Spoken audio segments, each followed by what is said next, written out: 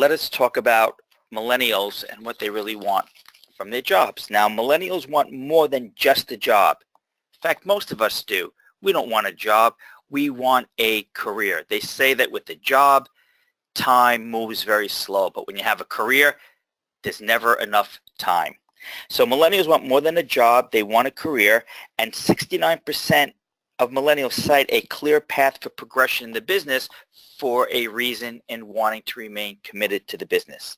So this is one of the most important factors for millennials, career progression, which really has to be built on a foundation of learning and development. Now, in conclusion, we talked about how a clear path for career progression includes a modern workplace that embraces the new digital landscape.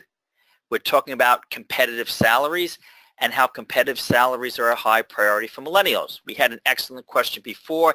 Do millennials care about experience or career progression? Well, I believe that it's only fair to millennials to give them the same opportunities to earn as the generations before them. So I believe that millennials do care about economic security as well.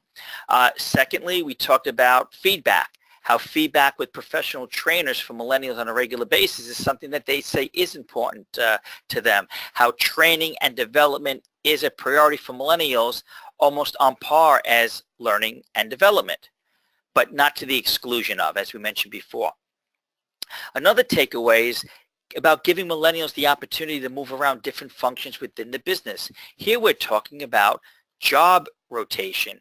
Job rotation bleeds into the most common form of training, on-the-job training, and here we're talking about how that lends itself to flat organizational structures and a form of compensation called broadbanding, which is beyond the scope of this talk, but broadbanding is a way to develop comp plans which reflects flat organizations, which reflects companies using job rotation as a form of on-the-job training specifically for millennials. And then finally, we touched upon gamification platforms and how they are used for career development for employees and even in influencing customer behavior.